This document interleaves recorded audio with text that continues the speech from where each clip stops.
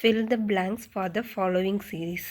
A17, D10, G14, dash M11. இப்போ பார்த்தோம் அப்படின்னா நமக்கு இதில் ரீசனிங் கொஷின் தான் வந்து கேட்டிருக்காங்க. மிஸ்ஸிங், அதாவது ஒரு சீரீஸ் வந்து மிஸ் ஆகிருக்கு, அதை தான் வந்து நம்ம கண்டுபிடிக்கணும்.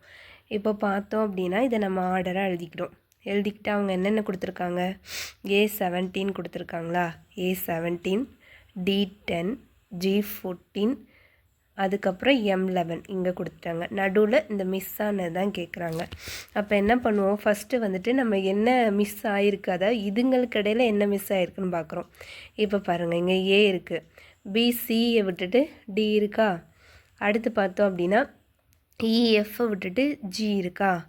அப்போ வந்துட்டு அடுத்து என்ன வரும், ஹச்ஐயை விட்டுட்டு ஜே வருமா, ஜே வரும்.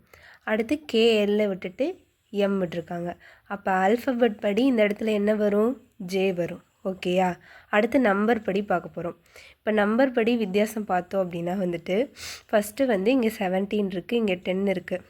அப்போ என்ன ஆகுது அப்படின்னா இதுக்கான டிஃபரன்ஸ் பார்த்தோம் அப்படின்னா 7 வருது. அதே மாதிரி இங்கே 10 இருக்குது, இங்கே 14 இருக்குது. டிஃப்ரென்ஸ் பார்த்தோன்னா 4. ஆனால் இங்கே என்ன ஆகுதுன்னா இங்கே -7, அதாவது சப்ராக்ட் பண்ணியிருக்காங்க 7. இங்கே பார்த்தோன்னா ஆட் பண்ணியிருக்காங்க 4. சரியா. அப்போ நம்ம அடுத்த எதுவும் பார்க்குறோம். அப்போ இங்கே -7 இருக்குது, இங்கே +4 இருக்குன்னா திரும்பி வந்து நம்ம -7 பண்ணி பார்க்கலாம் வருதா அப்படின்னு. அப்போ நம்ம பண்ணி பார்க்குறோம் அப்படின்னா இங்கே 14 இருக்குது, அது கூட நான் 7 மைனஸ் பண்ணுறேன். 7 மைனஸ் பண்ணால் என்ன வரும், 14ல் 7 போச்சுன்னா 7 தான் வருமா, போட்டாச்சு.